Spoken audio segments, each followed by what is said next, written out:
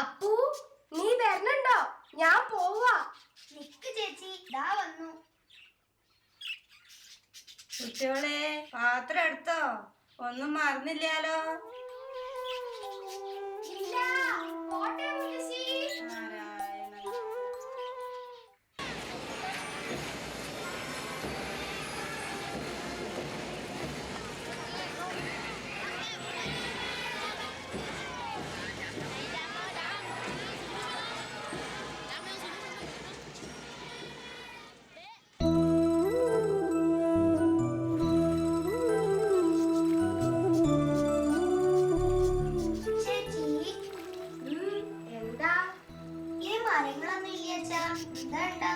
നീ പഠിച്ചിട്ടില്ലേ?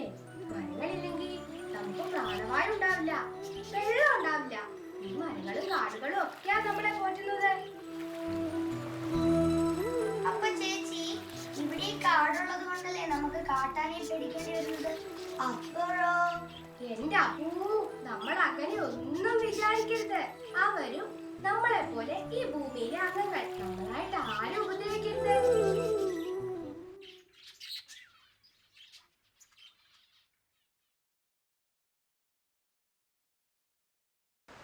അപ്പൂ, എനിക്ക് മതി അറിഞ്ഞത്. എനിക്ക്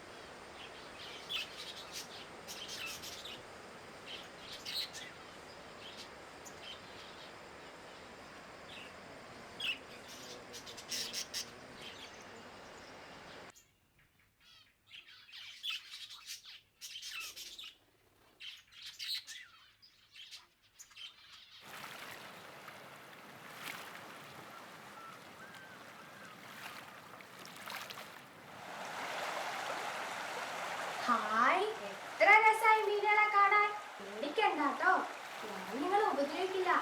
എനിക്ക് ഒരുപാട് ഇഷ്ടാ കാടും പുഴയും പുല്ലുകളും ഒക്കെ. പിന്നെ എന്റെ അപ്പൂനെ മുത്തശ്ശീനെ.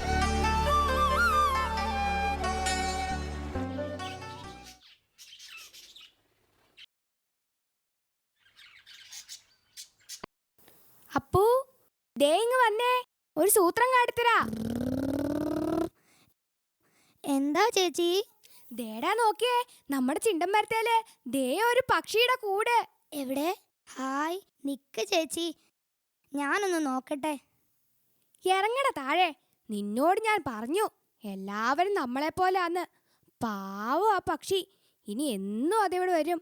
അപ്പം നമുക്ക് ഒളിച്ചിരുന്ന് നോക്കാട്ടോ. ഇപ്പം നമ്മൾ അതിനെ ശല്യപ്പെടുത്തിയാ പിന്നെ ഒരിക്കലും അതിവിടെ വരില്ല. ഇങ്ങ് പോരെ.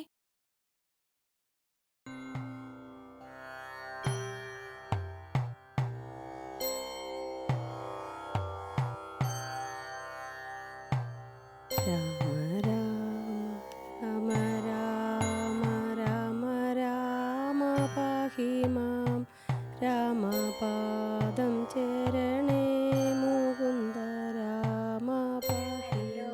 നിങ്ങളെ ദേവന് പൂജ ചൊവ്വറ് പലർക്കൂടെ മേലോത്ത് കൂടും. നാങ്കൾ പലർക്കൂടെ മന്നത്ത് കൂടും. വിരാളി. കുട്ടികളെ, വരൂ, കഞ്ഞി കുടിക്കാം. നേരം വൈകി, വേഗം ഉറങ്ങാലോ. വാ ചേച്ചി, മുത്തശ്ശി വിളിക്കുന്നു.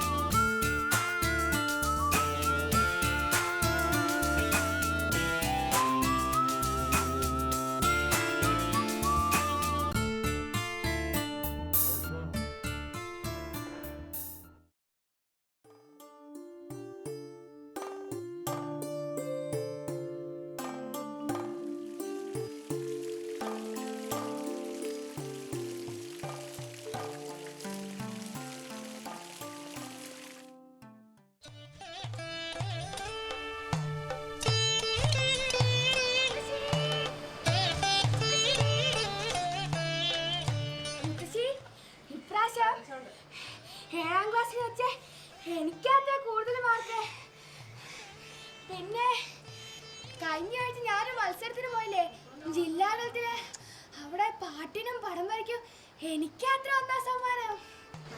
എന്റെ കുട്ടി മിടുക്കി. മോളിങ് വന്നേ. കണ്ണുദോഷം ഉണ്ടാവും. ഞാനൊന്ന് ഓടിയിരുത്ത എന്റെ കുട്ടിയെ.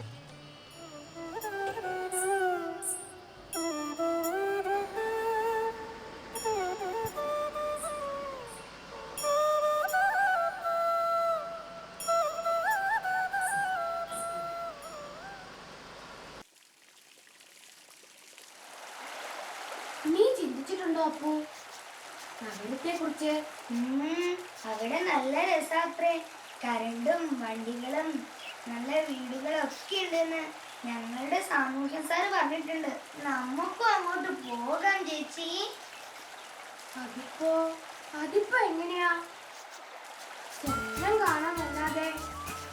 ആ ഇല്ല, അതൊന്നും ആലോചിക്കണ്ട.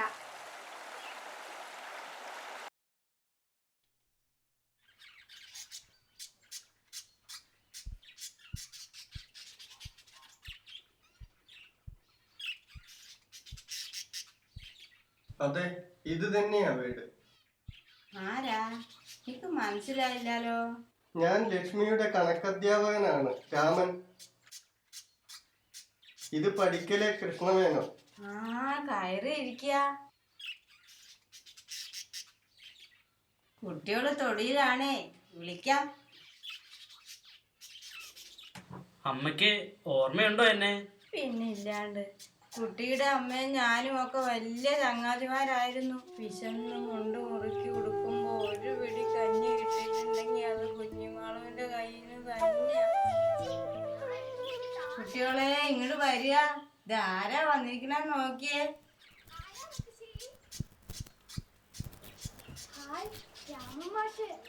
ലക്ഷ്മി, രണ്ടാളും എന്തെടുക്കുമായിരുന്നു? ഇതെടുത്തോളൂ. അയ്യോ, അതൊന്നും സാരമില്ലാന്നേ അപ്പു. പിന്നെ ഞങ്ങള് വന്നത് ലക്ഷ്മിയുടെ കാര്യം പറയാനാ. എന്താണാവോ? ഈ മേനോന് കണ്ണൂർ നഗരത്തിലാണ് ബിസിനസ്. കുടുംബമായി അവിടെ തന്നെയാണ് താമസം. നമ്മുടെ ലക്ഷ്മിയെ ഇവര് കൊണ്ടുപോയി പഠിപ്പിച്ചോളാന്നാ പറയുന്നത്. അതിപ്പോ ഞാൻ എങ്ങനെയാ എന്റെ കുട്ടിയെ കടത്താത്തൊരിടത്തേക്ക് പറഞ്ഞയക്ക? ഞാനല്ലേ അമ്മയെ പറയുന്നത്. അമ്മയ്ക്കെന്നെ വിശ്വാസമില്ലാന്നുണ്ടോ? ഇല്ല. എന്നാലും ഇനി ഹൈസ്കൂൾ ക്ലാസ്സിലാണ് ലക്ഷ്മി. ഇവിടെ നല്ല സ്കൂളുകളൊന്നുമില്ല. ഭാവിയുള്ള കുട്ടിയാ അമ്മേ. നമ്മളായിട്ട് വെറുതെ അത്. എന്റെ കുട്ടിക്ക് നല്ലത് വരുവച്ചാ അതാ എനിക്ക് വലുത്. ഞാൻ അയക്കാം. എനിക്ക് ഒരു പരിവവും ഇല്ല. മോള് പോണം.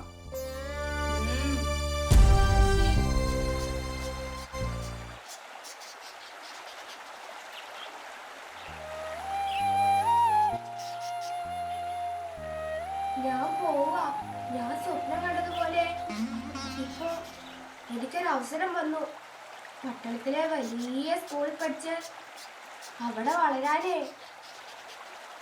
എന്നാലും നിങ്ങളെ ഒക്കെ വിട്ടു പോണല്ലോ നോക്കുമ്പോൾ ഇല്ല, ഞാൻ വരും. എനിക്ക് അവധി കിട്ടുമ്പോഴൊക്കെ ഞാൻ വരും.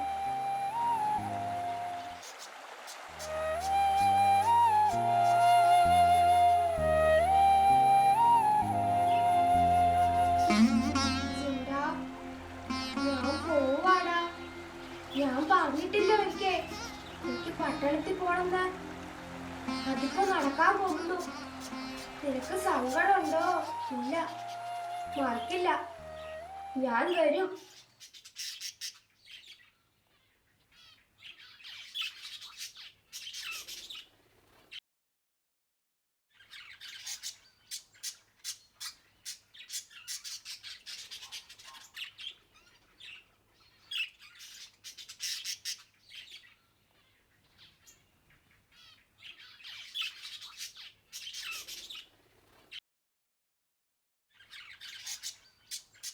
അപ്പൂ, ഞാൻ പോയാലും നീ നോക്കണം ഇവരെയൊക്കെ, കേട്ടോ? ചേച്ചി, ഞാൻ വരൂ അപ്പൂ. നിങ്ങളെ ഒക്കെ വിട്ട് എനിക്ക് പോവാൻ കഴിയോ? വരും.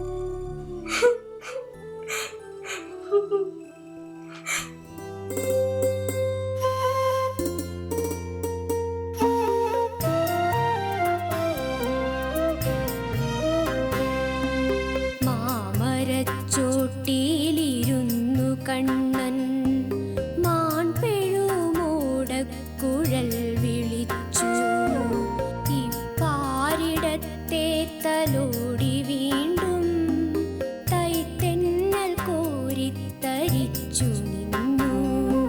മാമരച്ചോട്ടിയിലിരുന്നു കണ്ണൻ മാൻപെഴുമോടക്കുഴൽ വിളിച്ചു. ഇപ്പാരിടത്തെ തലോടി വീണ്ടും തൈത്തെന്നൽ കോരിത്തരിച്ചു നിന്നു.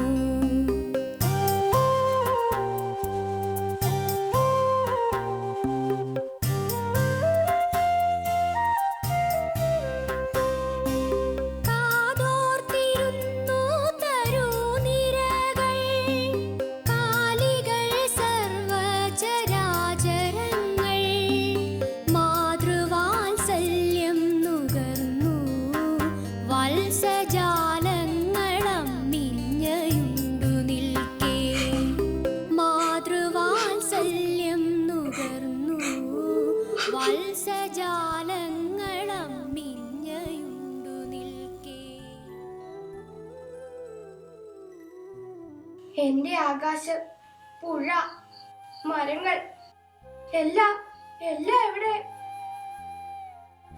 എനിക്ക് വയ്യ, ഇങ്ങനെ ശ്വാസം മുട്ടുന്നു.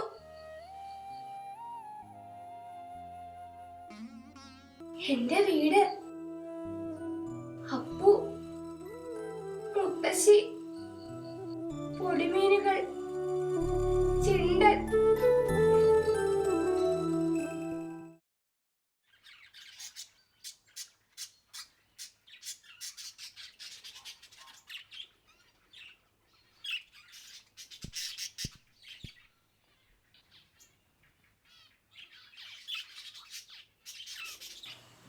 എന്താ നീ ഇങ്ങനെ വാടി നിൽക്കുന്നേ? ഞാൻ വെള്ളം ഒഴിച്ചതാണല്ലോ.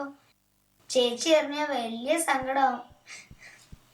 അപ്പു, മുത്തശ്ശി, ചേച്ചി, അപ്പു. ആരാ അത്? അപ്പുവേ, എന്റെ കുട്ടിയുടെ ശബ്ദമല്ലേ അത്? എന്റെ കുട്ടി വന്നോ? എനിക്ക് അറിയായിരുന്നു നീ വരൂന്ന്. നിനക്ക് അവിടെ പറ്റില്ലാന്ന് എന്റെ മോളെ.